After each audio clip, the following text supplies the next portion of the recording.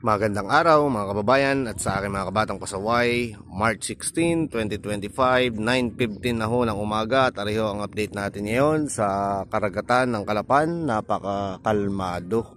Ano po? At tanaw na tanaw po natin din ang Calapan Port. At kung nakikita nyo po ay paalis po ang ating Starlight Ferries. Ayan o. Paalis ano po. At naandiyan po ang ating dalawang Montenegro at ang ating maliliit na barko. Ayan, meron ho tayong parating. Yan po ay ang ating cargo ship na Poseidon, ano po. At naandiyan po, may parating pa rin hong barko di ano. Hindi pa ho masyado natatanaw kaya hindi pa ho natin alam kung ano hong barko yan. Ito ho ang update natin ngayong umaga.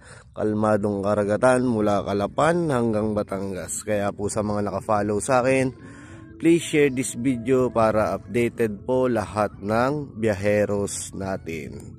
Oh, napakaganda. Ang update po natin ay napakagandang panahon at kalmadong karagatan.